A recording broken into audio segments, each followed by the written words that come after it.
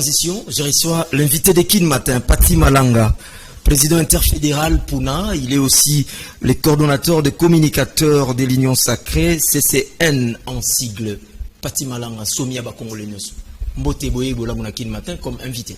Merci beaucoup. Mbote Mingi Mwanamboka Issa, Mbote na Bakongo Mani Baso, Bakolanda Biso, Bipai na Bipai. Sans oublier la diaspora Baso, Baingelomboka Angele, na PCP, le SAC, on a communicateur Baso, il y a CCN, le communicateur du changement pour la nation congolaise, membre de l'Union Sacrée, au Basali, on a prenez rien qui va valeur, Kolandi Sama, na vision, il y a chef de l'État, son excellence, monsieur le président de la République, Félix Antoine Tshisekedi Tshilombo. Oui, Kambami, Nangai Moko, Pati Malanga, Someba Congolais, qui est coordonnateur général. Na PCP, Mokako, son leader et à parti politique Langa, excellence Élysée, beaucoup moins na Bissika Azali, communément appelé rescapé de débauchage. Sans oublier le number 1 dans le chef de l'État, son excellence, monsieur le président, Félix Antoine Tshisekedi Tshilombo, Akola la Pongite, Butolo Kolamo, Bobele Koluka, Kimia, Ingela, Okatia, Molongo, Amboka, Biso, Congo. Donc, Nzambe a quel qu'on a c'est, Nzambe a prophète Côte de Pro Dominique, Akota Likamboya, chef de l'État, Félix Antoine Tshisekedi. Oh, nous sommes en beauté na pesi. Yangonde. Yangonde Makam. Voilà, avec vous, on aborde, nous allons échanger, décortiquer un peu réserve stratégique générale. Merci Lissousou Mwanamboka Issa. Talisa Bissone nous mouké. Réserve stratégique générale et Zanini et fonctionnaka l'Olengekan. Merci beaucoup. Ceux qui n'ont le BD ou bengi réserve stratégique, ezali eloko yo batumiso ba ozala surpris akoyoka yango, mais ezali eloko moko uta kala. Uta kondo Musée Laurent Désiré Kabila a yebaki na ko utiliser na kombo ya sous forme de service national.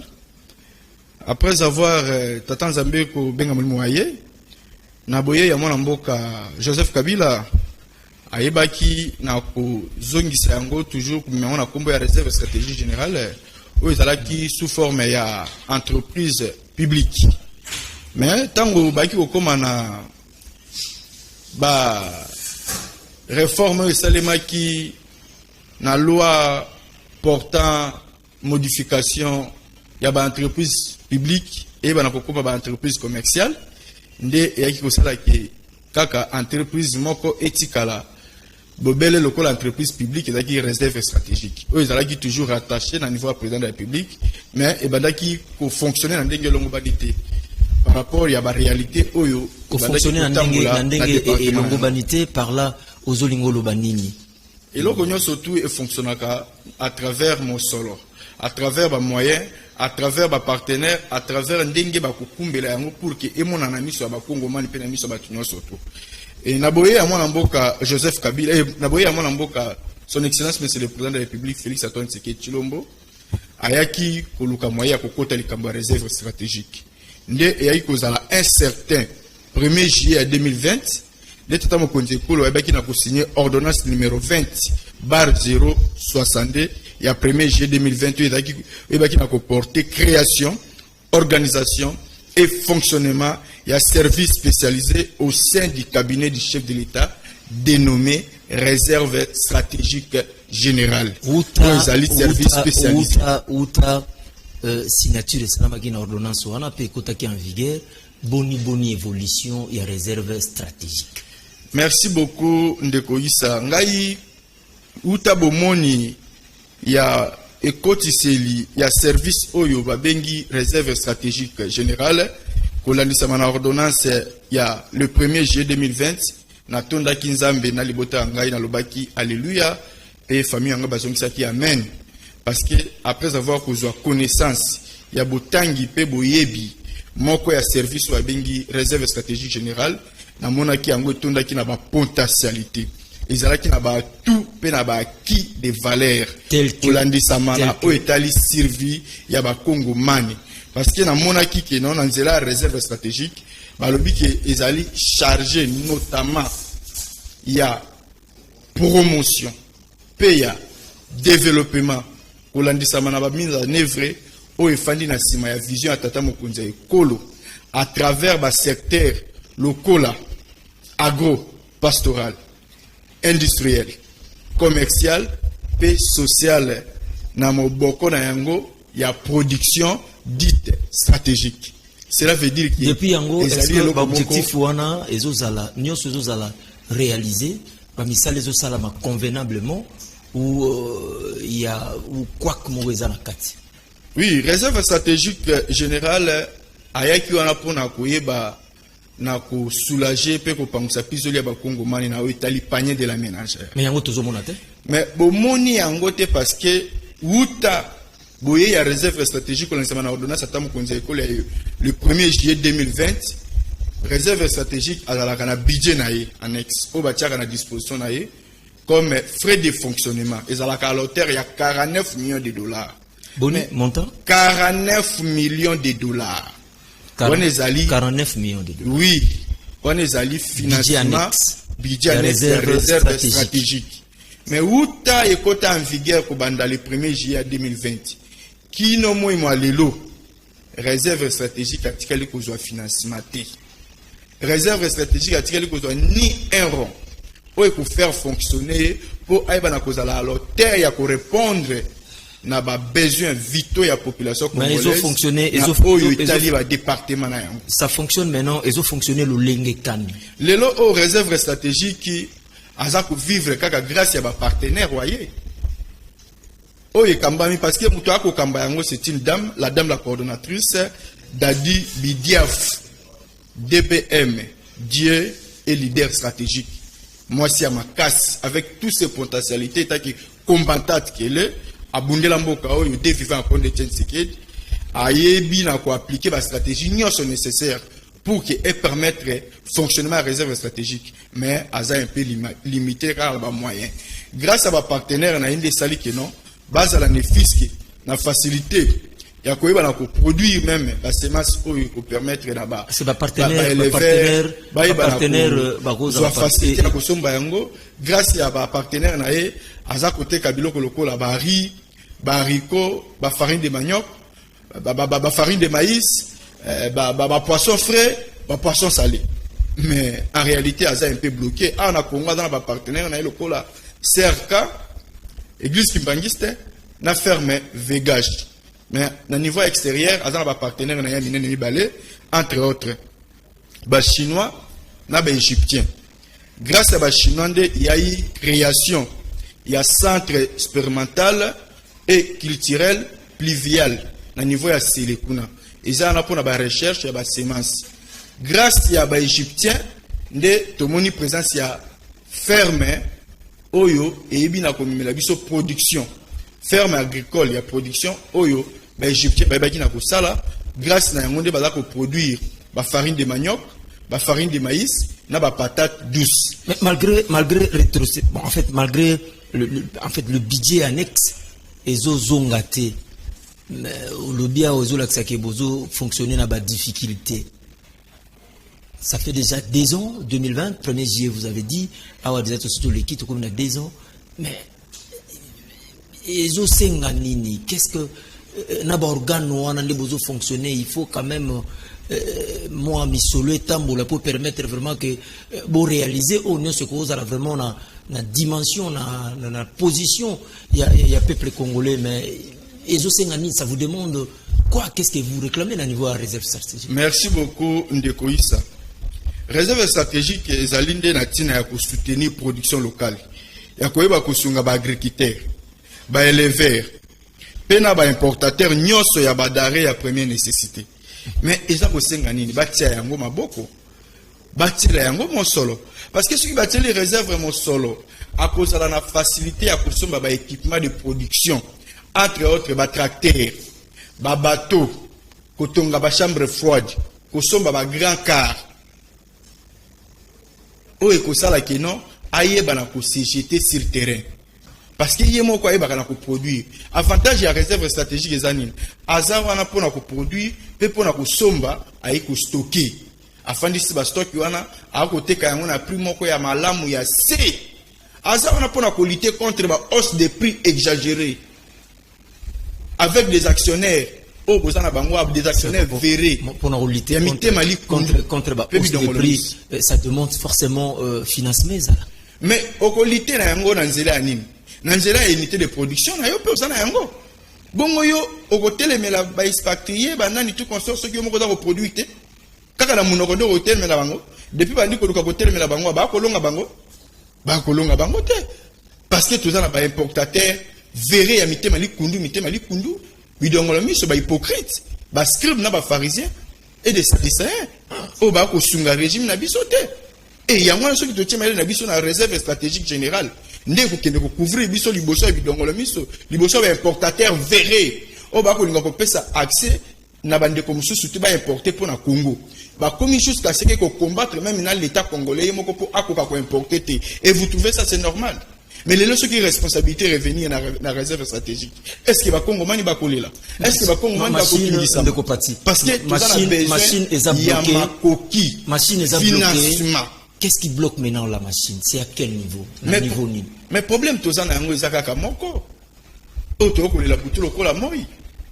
Et pas tata mokonzi ko le mwana mboka Félix Antoine Tshisekedi. Parce que dans l'entreprise, mon côté, la réserve stratégique, eux, pour accompagner, vision à chef de l'État dans Nzela, où étaler le peuple d'abord, dans le panier de la ménagère. Eux, ils combattent la vision, ils combattent le pouvoir à chef de l'État. Eux, ils ont besoin de ça sourire. Au Minoko, Congo, Mani, Kolani, Samana, Malobata, Mokonze, Kolo, Alobaka, na élection, la campagne, na 2018, qui est comme Yanga, Ngwende, à Congo, na Kosala, Masso, na zone, ça sourire. Au Minoko, Congo, Mani. À cause de ça, on a réserve stratégique générale. Il y a une implication personnelle de Tata Mokonzi Kolo. Moi, je suis Félix Antoine Tshisekedi. Aïba n'a s'impliquer personnellement pour ma réserve stratégique. Tu sais que moi, Jean-Michel Chamaloukonde, na budget 2022, Aïba n'a proclamé réserve stratégique. Aïba n'a fungula un thème pour qu'il y ait un financement à la hauteur, il y a répondre à besoin vétu à Congo Mani. Tu sais que Aïba n'a exonération. Manque exonération des avocats qui non, base à la collaboration, mais là, nous avons un partenaire. Bâtir la bango exonération. Peut-être que c'est un qui va bien à côté de la bango crédit moko suffisant à la hauteur, ou pour répondre à l'exigence na yango. Peut-être que c'est un lisusu. Baye bana ko marteler pe ko bana ko kota likambo réserve stratégique na nzela ya 4 rubriques ou ko pesa fonctionnement na ngona ndenge longo bani rémunération, subvention, intervention économique na investissement. Biloko wana mine. Ceux qui va s'impliquer dans yango na bosenga o nga naza ko senga na ebisi bino ba Congo mani boko lela te na likambo o etali panier de la ménagère na likambo etali les denrées alimentaires de première nécessité na mboka na biso ba ko lela yango parce que mboka o ezangi réserve stratégique ezali lokola libota o ezangi provision et famille ezangi provision ndako ezangi provision kolia wa bango ezalaka toujours na kokoso na difficulté.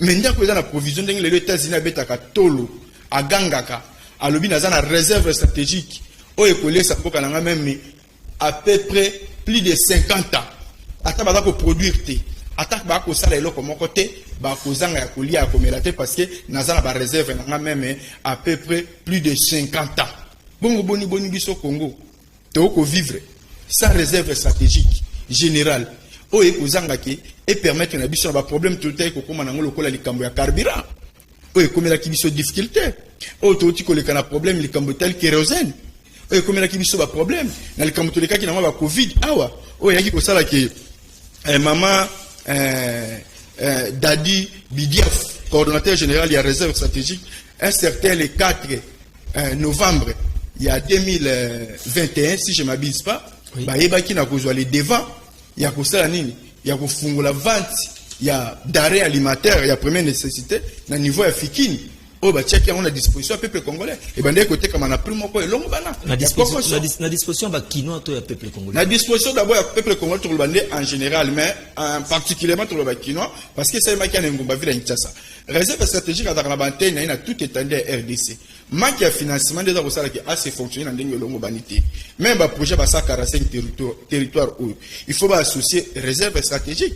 Au moment et que permettre na Congo mani baza même na fin fond ya RDC ba yeba na kozwa souffle ya soulagement parce que na tuna mutuna côté ni les a bloqué parce que vous avez le financement place ni les a ils a télé vérité. Merci naza ko marché ba mona 2 minutes na marché ba mona ngaité ni nezo bloquer machine. Na lobby o eza ko bloquer machine pour na fonctionnement réserve stratégique générale ezali kaka mosolo makoki bayi bana kotiela yango budget à la hauteur ya ba demande bwa bango 49 millions de dollars la bango basenga kawana ba pesa bango ba mettre bango en épreuve ndenge bible lobby mettez-moi en épreuve ceux qui n'a koyeba na kufungula bino mani sa wala ya lola te ba tia réserve stratégique en épreuve azaka ba partenaire na ayeba ko collaborer pe na ba organe ebele azaka sasa ko collaborer même na gouvernement il y a ko collaborer même na ba service spécialisé rattaché à la présidente de la République il y a ko collaborer même na ba organisme même na ba association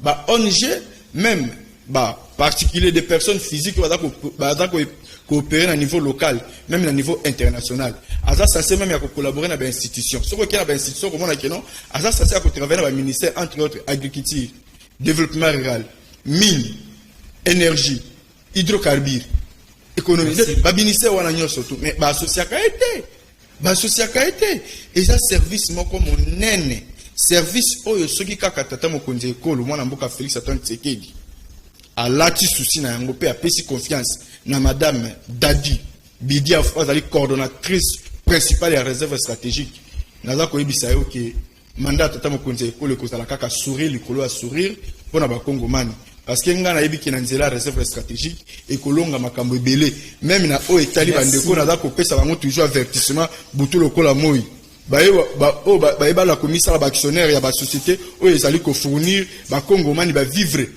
oyo bango balingaka te biloko eteka bandongo elongo bani tokomi komona ba libanais ba indi bakomi kokende kosomba ti makala bakomi kokende kosomba makala na ba fufu na ba masango na ba province wana oyebi yango lelo mais c'est la honte pour na biso. Merci beaucoup. Les misala ya réserve stratégique ba kokanga ba balinière makala ya fufu ba ezoya na nzela mai bakangi yango ba expatrier bakomi na wana port wana ba koteka yango na plus mitima na bango elingi mais ceux qui va financer réserve stratégique mwana mboka isa naza koyebisa yo bakongomani bakolela te na likambo etali panier de la ménagère. Merci beaucoup. Batia yango maboko batiela yango mosolo na ndenge elongo bani il y a à peu près 10 containers à provenance ya fruits. Merci. Nous courons déjà derrière les temps. Manque ya nini ya exonération. Le message est passé. Pati Malanga, je rappelle que vous êtes le président interfédéral de Puna et aussi coordonnateur des communicateurs de l'Union Sacrée, CCN en sigle. Vous étiez avec nous comme invité de cette tranche matinale Kin Matin. Encore une fois de plus, merci d'avoir répondu présent à l'invitation de cette tranche matinale Kin Matin, début de week-end. Nous sommes le vendredi 2 septembre 2022. Pati, prochainement, on aura encore besoin de vous. Total à évolution sur les communes de Réunit. C'est bon? Merci. Oui, merci beaucoup. Na betika kasete pe na leli pe naza ko senga kaka itaki mwana nyonso ya senga ka tata na ye ki tata mokonzi ekolo mwana mboka Félix Antoine Tshisekedi akota likambo ya réserve stratégique générale pe kambami na madame Dadi Bidiaf akozala décité pe ekoyiba na kopangusa izoli ya bakongomani na oyo etali panier de la ménagère. Ministre na biso premier ministre Jean-Michel Samalukonde, ministre ya budget Élisée Bokumana Maposona, Boji Sangara, ministre de l'économie Nicolas Kazadi. Le message est passé. Bayoki déjà réserve stratégique générale. Yango Pati Malanga, ça n'est fini pour aujourd'hui. Moi je vous retrouve la semaine prochaine lundi. Donc si tout va bien déjà lobby, tozalana bana kenge, dimanche tozonga na biso Kinshasa pour lundi, tozana na boulot. Merci à Brazzaville. Nazer à Paros, on est ensemble, pas de souci. Restez branchés au programme de Canal King Télévision, la télé-vérité. Merci Pati, merci Freddy, merci Rodi, merci Serge Makoso Islander, merci Gimpoutou qui a coordonné cette tranche matinale King Matin. Merci aussi à Joël Pembele. Les programmes continuent sur Canal King Télévision, la télé-vérité. À la prochaine. Bye bye.